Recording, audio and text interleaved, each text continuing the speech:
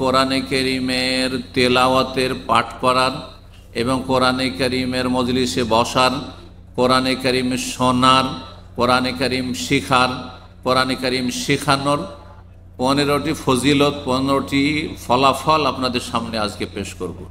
আল্লাহ রাব্বুল আলামিন আমাদেরকে কোরআনী জীবন গড়ার তৌফিক দান করেন, কোরআনে কারীমের সত্যিকারী অনুসারী হওয়ার তৌফিক দান করেন, কোরআনে কারীমের উম্মত হিসাবে আল্লাহ কবুল করেন।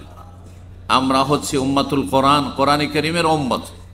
আমরা হচ্ছি রাসূলুল্লাহ সাল্লাল্লাহু আলাইহি ওয়াসাল্লামের উম্মত। সুতরাং আমাদের সার্বিক জীবনে কোরআনে কারীমের বাস্তবায়ন হইতে হবে। কোরআনে কারীমের তেলাওয়াত থেকে শুরু করে তার অর্থ বুঝা, তার ব্যাখ্যা তাফসীর বুঝা এবং সেই অনুযায়ী আমল করা, সেই অনুযায়ী জীবন গড়া, নিজের ব্যক্তি জীবন, পারিবারিক জীবন, অর্থনীতি, সমাজনীতি, রাষ্ট্রনীতি সমস্ত কিছু কোরআনের আলোকে হবে। জীবনের প্রতিটি বিষয় যেন কোরআনের আলোকে আমরা পালন করি এবং কোরআনে কারীমের দিকে বিশ্বের সমস্ত মানুষকে যেন আমরা আহ্বান করতে পারি। এ হচ্ছে কোরআনে কারীমের হক, যেগুলি আমাদেরকে আদায় করতে হবে। এই কোরআনে কারীমকে আল্লাহ রাব্বুল আলামিন আমানত বলে আখ্যায়িত করেছেন। ইন্না আরাদনাল আমানাতা আলাস সামাওয়াতি ওয়াল আরদ, আসমান জমিনের সামনে আল্লাহ আমানত পেশ করেছেন। আসমান জমিন এই কোরআনে কারীমের গুরু দায়িত্ব বহনে অপারগতা প্রকাশ করেছে এবং আল্লাহর ভয়ে তারা প্রকম্পিত হয়েছে, ভীত সন্ত্রস্ত হয়েছে। ওয়া হামালাহাল ইনসান, এই আমানতের দায়িত্ব বহন করেছে মানব জাতি। সুতরাং আমাদেরকে আমানতে খেয়ানত করলে হবে না, আমানত যথাযথ আদায় করতে হবে। রব্বুল আলামিন আমাদেরকে যেন তৌফিক দান করেন। কোরআনে কারীম হচ্ছে মানব জাতির জন্য একটি পূর্ণাঙ্গ জীবন ব্যবস্থা, পূর্ণাঙ্গ জীবন বিধান। এতে জীবনের প্রতিটি ক্ষেত্রে দিক নির্দেশনা রয়েছে। আপনার ব্যক্তি জীবন, আপনার আধ্যাত্মিক জীবন, রুহানিয়াত, আপনার আমার কলব অন্তর থেকে শুরু করে শরীর, ব্যক্তি জীবন, পারিবারিক জীবন, সমাজ, আত্মীয় স্বজন এবং যতগুলি ক্ষেত্র এবং স্তর রয়েছে সমস্ত ক্ষেত্রে হালাল হারাম, করণীয় বর্জনীয়, ভালো মন্দ এবং কিয়ামত পর্যন্ত পৃথিবী যতই দূর এগিয়ে যাক উন্নতি করে মানব জাতির সমস্ত রকমের সমস্যার সমাধান দেওয়ার ক্ষেত্রে সক্ষম, যথেষ্ট এই কোরআনে কারীম। আল্লাহ রাব্বুল আলামিন এই জন্য এই কোরআনে কারীমের বিধানকে সর্বশেষ বিধান বলে নাযিল করেছেন এবং সমস্ত বিশ্বের মানব জাতির ওপর কোরআনে কারীম পালন করা, কোরআনে কারীমের বাস্তবায়ন করা ফরজ করে। শুধু মুসলিম জাতির ওপর না, সমস্ত মানুষের উপরে ফরজ। তার মধ্যে অমুসলিমরা কোরআনে কারীমের ধারে কাছে না এসে হতভাগা হয়েছে, আল্লাহর রহমত থেকে বঞ্চিত হয়েছে। জন্মসূত্রে আল্লাহ রাব্বুল আলামিন আপনাদেরকে আমাদেরকে কোরআনে কারীমের মহান নেয়ামত দান করেছেন। বলুন আলহামদুলিল্লাহ। আল্লাহ রাব্বুল আলামিন যেন এর হক আদায়ের তৌফিক দান করেন। কোরআনে কারীম জীবনের প্রতিটি ক্ষেত্রে রহমত, বরকত আল্লাহর পক্ষ থেকে। এই কোরআনে কারীমের 15টি ফজিলত আর ভূমিকা না বাড়িয়ে আপনাদের সামনে পেশ করি। 1 নম্বর কোরআনে কারীমের ফজিলত হচ্ছে, ফলাফল হচ্ছে, ফায়দা হচ্ছে যে কোরআনে কারীমে সার্বিক রোগের চিকিৎসা রয়েছে, শেফা রয়েছে, আরোগ্য রয়েছে। কোরআনে কারীমের 2টি আয়াতে আল্লাহ রাব্বুল কোরআনে কারীমকে শেফা বলেছেন। শেফা মানে রোগের আরোগ্য, নিরাময়। কোরআনে কারীম দ্বারা রোগের নিরাময় হয়। রোগ বলতে আপনাদেরকে যদি জিজ্ঞাসা করি, সবাই বলবেন রোগ মানে শরীরের রোগ, রোগ মানে শারীরিক রোগ, এইটাই বুঝেন। কারণ শরীরের যত্ন অন্য কিছুর চাইতে অধিকাংশ মানুষের কাছে সবচেয়ে বেশি। শরীরের পরিচর্যার জন্য আর শরীরকে একেবারে আকর্ষণীয় সুঠাম রাখার জন্য শরীরের যত রকমের যত্ন লাগে কত না মানুষ খরচ করছে। মহিলারা মেকআপে কত করছে, পুরুষরা আর শরীরের স্কিনের যত্ন নেওয়ার জন্য, চামড়ার যত্ন নেওয়ার জন্য কত না খরচ করছে। আল্লাহ রাব্বুল আলামিন সঠিক বুঝ দান করেন। কিন্তু এর চাইতে গুরুত্বপূর্ণ এই শরীর যে একটি আপনার কাঠামো, এই কাঠামোর কোনো মূল্য নেই যদি এর ভিতরে রূহ না থাকে। এখনই আত্মা বেরিয়ে যায় তো আপনাকে কেউ নাম ধরে ডাকবে না, আপনাকে বলবে কি মরদেহ বলবে, লাশ বলবে, মাইয়াতকে উঠাও, মাইয়াতের খাটলি বলবে না যে আব্দুর রহমানের খাটলি, আপনার নাম ধরে আর ডাকবে না, কোনো মূল্য নেই। একটা রাতও আপনার প্রিয়তমা স্ত্রী যে আপনার শরীরের ভিতরে যতদিন আত্মা ছিল ততদিন আপনাকে একটা রাত ছেড়ে কাটাতে তার জন্য কঠিন কষ্ট হয়েছে, সেই স্ত্রীকেও যদি বলা হয় যে তোমার স্বামীর মরদেহর সাথে একটা রাত কাটাবে না, তাহলে আপনার দেহর কতটা মূল্য আছে বুঝতেই পারছে। আর এ দেহকে রোগ মুক্ত করা আর শরীরকে সুস্থ রাখাটা কি মুখ্য সুস্থতা অধিকাংশ মানুষরা, বরং প্রায় মানুষরা বুঝেছে, আসলে সঠিক বুঝ আমাদের কাছে নেই। তাহলে কোরআনে কারিমে যে রোগের আরোগ্য রয়েছে, রোগগুলো কি? 3 রকমের রোগ রয়েছে মানুষের। এক হচ্ছে ইমানি রোগ। সবচেয়ে বড় রোগ হচ্ছে কিসের রোগ? ইমানি রোগ। ইমানের ক্ষেত্রে যদি আপনার ইমান ইসলাম যদি রোগাক্রান্ত হয়, রোগী হয়, তাহলে এই রোগী ইমান নিয়ে, এ রোগা ইমান নিয়ে, অসুস্থ ইমান ইসলাম নিয়ে আল্লাহর কাছে হাজির হয়ে জান্নাত পাবেন না, জাহান্নামে যেতে হবে। ইমানের রোগ থাকা, 2 রকমের রোগের কথা কোরআনে কারিমে আল্লাহ বর্ণনা করেছেন। সংশয়ের রোগ, শুবহাতের রোগ।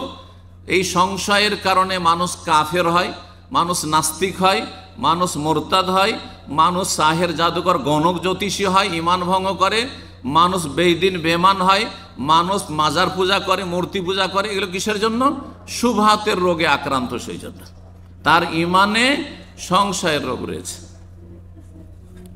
আর আরেক রোগ রয়েছে ইমানি রোগ, সেটা শাহওয়াত, মানে কুপ্রবৃত্তির রোগ।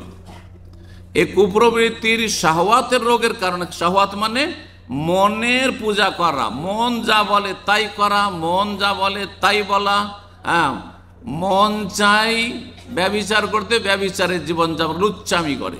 মন চাই বেঈমানি করে হোক আর যেইভাবে হোক, জুলম অত্যাচার করে হোক, ঠকে হোক, পয়সা কামাতে, সুতরাং পয়সা কামে, আরাম করে আরাম খায়।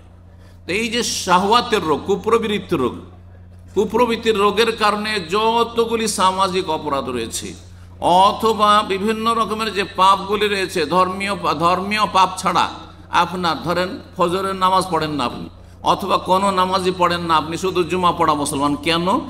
আপনার কুপ্রবৃত্তির রোগে আপনি আক্রান্ত। আপনার মনের পূজা করছেন, কারণ মন চাইছে ঘুমাতে, মন চাইছে আপনাকে শুয়ে থাকতে, মন চাইছে আড্ডা দিতে, মন চাই না আল্লাহর ঘরে মসজিদে যেতে, মন চাই না আল্লাহকে সেজদা করতে, মন ওই জান্নাতের দিকে এগোতে চাই না। আপনি শাহওয়াতের রোগে আক্রান্ত। তো কোরআনে কারিমে সবচেয়ে বড় রোগ, যেই রোগ আপনাকে আমাকে জাহান্নামে নিয়ে যাবে, জাহান্নামে নিয়ে যাবে, যেই রোগ ইবলিস শয়তানকে জাহান্নামে নিয়ে গেছে, যেই রোগ ফেরাউন, কারুন, হামান, আবু জাহাল, আবুল আহাবকে জাহান্নামে নিয়ে গেছে, সেই রোগের চিকিৎসা রয়েছে 1 নম্বরে কোরআনে কারিমে। 2 নম্বরের চিকিৎসা হচ্ছে মানসিক রোগের চিকিৎসা রয়েছে।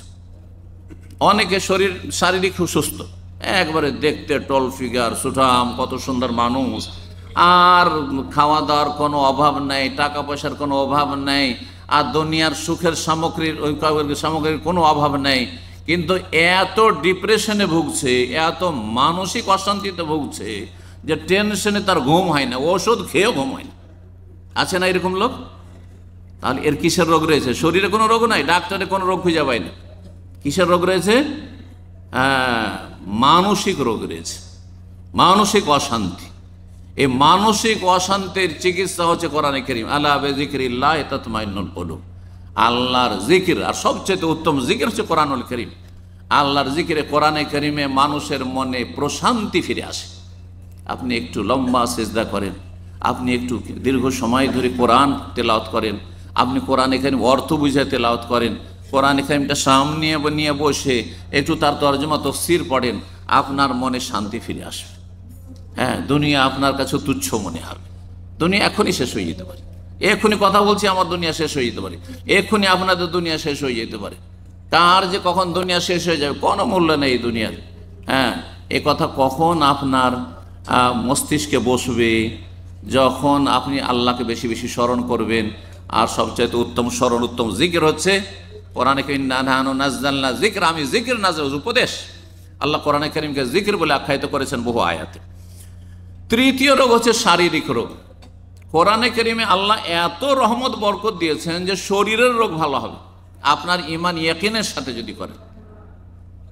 এই জন্য অনেক শারীরিক রোগে রুকিয়া দম করলে, ফুঁক দিলে ভালো হয়ে যায়, দোয়া পড়লে ভালো হয়ে যায়, আয়াত পড়লে ভালো হয়ে যায়। সূরা ফাতিহা শিফা মিন কুল্লি দা, নবী সাল্লাল্লাহু আলাইহি ওয়াসাল্লাম সূরাতুল ফাতিহাতে শিফা মিন কুল্লি দা, সূরা ফাতিহা প্রত্যেক রোগের শিফা রয়েছে তাতে।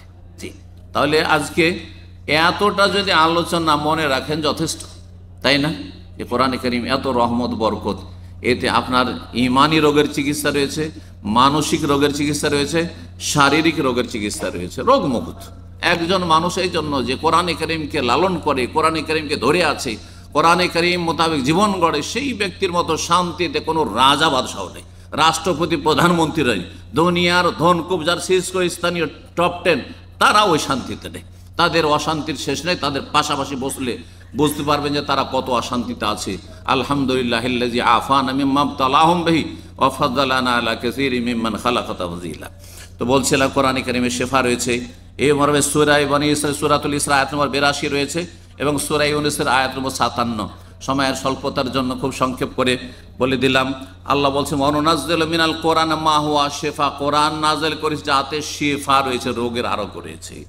আল্লাহ বলছেন ইয়া আইয়ুহান নাস কাদ জাআতকুম মাউইযাতুম মির রাব্বিকুম ওয়া শিফাউল লিমা ফিস সুদূর, তোমাদের অন্তরে রোগের শিফা রয়েছে। আল্লাহ রাব্বুল আলামিন বলছেন অন্তরের রোগ কি? অন্তরের রোগ হচ্ছে আপনার ঈমানি রোগ, সংশয়ের রোগ, সন্দেহের রোগ, আপনার শাহওয়াত কুপ্রবৃত্তির, মনের পূজা করার রোগ, আর তারপরে মানসিক অশান্তির রোগ, অন্তরে শান্তি পাচ্ছেন না, এই সমস্ত রোগের কথা আল্লাহ রাব্বুল আলামিন ইঙ্গিত করেছেন এই আয়াতগুলিতে।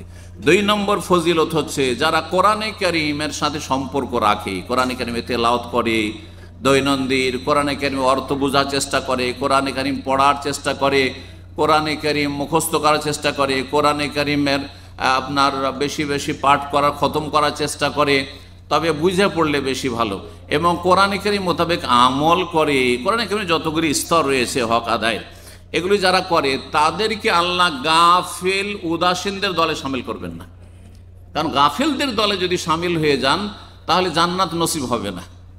আল্লাহ রাব্বুল সূরা ইউনূসের একটি আয়াত ইরশাদ করেছেন ইন্নাল্লাযীনা লা ইয়ারজুনা লিকাআনা ওয়া রাযু বিল হায়াতিদ দুনিয়া ওয়া তামান্নু বিহা ওয়াল্লাযীনা আন আয়াতিনা গাফিলুন, যারা আমার আয়াত থেকে গাফিল, উলাইকা মাওয়াহুম ওয়ান্নার, তাদের বাসস্থান হচ্ছে জাহান্নাম। সুবহানাল্লাহ। কোরআনে কারীমের সাথে সম্পর্ক থাকলে আপনি গাফিল না, আপনি সজাগ। গাফিল কাকে বলা হয়? উদাসীন, বেপরোয়া। নামাজের টাইম আসলো, শেষ হয়ে চলে গেল, এক ওয়াক্ত পরে আর এক ওয়াক্ত চলে গেল, দিনের পর দিন চলে গেল, নামাজ পড়ে না, ফজর চলে গেল, সূর্য উঠে গেল, আসর চলে গেল, সূর্য ডুবে গেল। গাফিলেরা। আল্লাহ পরকাল বলে কোনো চিন্তা নেই। ঘুম ভাঙলে পেটের চিন্তা, পয়সার চিন্তায়, কোথায় রোজগার আছে, কোথায় ডিউটি আছে, কোথায় ব্যবসা আছে, কোথায় পার্ট টাইম আছে, কোথায় ওভার টাইম আছে, ধান্দাবাজির শেষ নেই। কিন্তু জান্নাত কোথায় আছে? দিনের পর দিন চলে যাচ্ছে, সপ্তাহ চলে যাচ্ছে, মাস চলে যাচ্ছে, বছর চলে যাচ্ছে, জীবন চলে যাচ্ছে, পরকাল বলে কখনো চিন্তা করলো না। এরা হচ্ছে মূলত গাফিল। জি, এই ক্যাটাগরিতে যারা পড়বে কম আর বেশি, তারা জান্নাতের পথে নেই, জাহান্নামের পথে আছে। উলাইকা মাওয়াহুমুন নার, এদের বাসস্থান হচ্ছে জাহান্নাম। সুবহানাল্লাহ। স্পষ্ট কথা কোরআনে কারীম রব্বুল আলামিনের।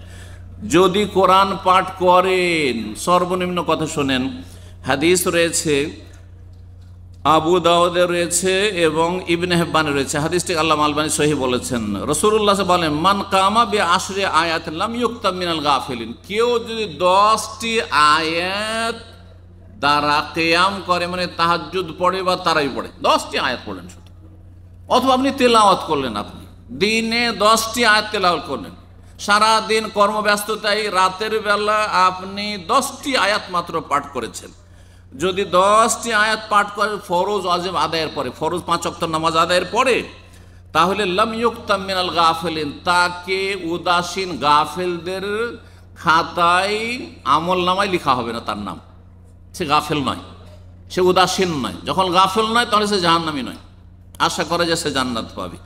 অমান কামাবে মেয়াতে আয়া, আর যদি কি 100টি আয়াত দ্বারা তাহাজ্জুদ তারাবি পড়তে পারে অথবা তেলাওয়াত করতে পারে দৈনন্দিন, তাহলে কুতিবা মিনাল কানিতিন, আল্লাহর অনগত বান্দাদের দলে শামিল হবে। সুবহানাল্লাহ, আল্লাহর তাহলে অনগত আপনি, আল্লাহ রাব্বুল আলামিনের অবাধ্য না নাফরমান না। তাহলে অমান কামাবে আলফি আয়া, কেউ যদি 1000 আয়াত পাঠ করতে পারে দিন রাতে, কুতিবা মিনাল মুকান্তারিন, তাহলে অজস্র নেকির মালিক, অজস্র নেকি অর্জনকারীদের দলে তাকে শামিল করা হবে। অসংখ্য নেকি আপনি হাসিল করতে পারলেন যদি 1000 আয়াত দিন রাতে পাঠ করতে পারেন। কত বড় ফজিলত তাহলে কোরআনে কারিমের, চিন্তা করুন তো। 3 নম্বর ফজিলত হচ্ছে কোরআনে কারিমের যে তেলাওয়াত করবে এক এক অক্ষরে কয় নেকি করে পাবে, এটা তো সবার জানা আছে তাই না? এক অক্ষরে কত? 10, সর্বনিম্ন 10। অন্য হাদিসের আলোকে 10, 100 হইতে পারে, 100, 700 হইতে পারে। আপনার ইখলাস, আপনার আন্তরিকতা, আপনি কি মন মানসিকতা নিয়ে পড়ছেন, কি আগ্রহ নিয়ে পড়ছেন, এবং কতটা আপনি কোরআনে কারিম পালন করার চেষ্টা করছেন, আল্লাহর আসমানি সিলেবাস ফলো করার চেষ্টা করছেন, এসব বিষয়গুলির ভিত্তিতে 700 পর্যন্ত পৌঁছতে পারে। এই মর্মে তিরমিজিতে হাদিস রয়েছে, হাদিসটি সহিহ। আব্দুল্লাহ মাসউদ রাদিয়াল্লাহু তাআলা আনহু বর্ণনা করেন, রাসূলুল্লাহ সাল্লাল্লাহু আলাইহি ওয়াসাল্লাম বলেছেন, মান কারা হারফাম মিন কিতাবিল্লাহ, কেউ যদি আল্লাহর কিতাব কোরআনে কারিমের একটি হরফ পড়ে, একটি অক্ষর পড়ে, তাহলে ফালাহু বিহি হাসানা, এক অক্ষরে এক নেকি, ওয়াল হাসানাতু বিআশরি আমসালিহা, আর নেকি একটি করলে কমপক্ষে 10 গুণ 10 নেকি। তাহলে এক অক্ষরে কত হয়ে গেল? 10 নেকি। ভাবছেন যে আলিফ লাম মিম এটা একটি অক্ষর হলো, তাই না? জালেকা একটি অক্ষর হলো, আল কিতাব একটি অক্ষর হলো, লা রাইবা ফি আরেকটি হলো, হুদান একটি অক্ষর হলো, আর মুত্তাকিন একটি অক্ষর হলো নাকি? হ্যাঁ, না।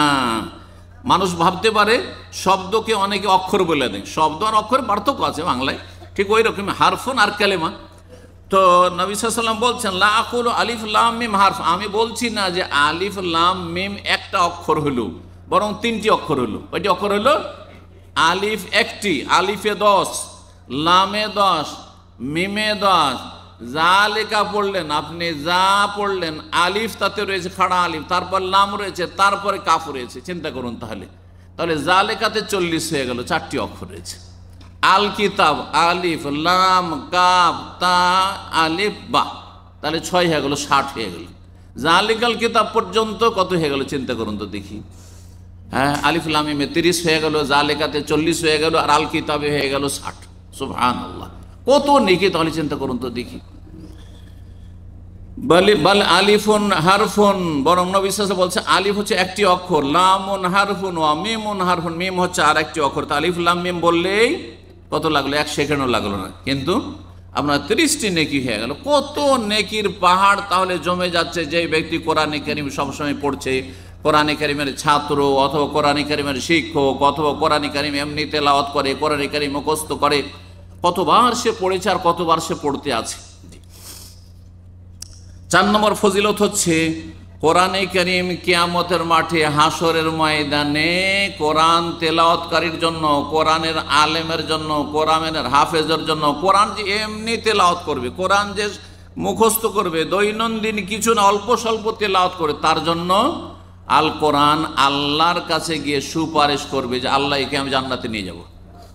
হ্যাঁ, একে তুমি জান্নাত দাও, কারণ এই কোরআন তেলাওয়াত করেছে।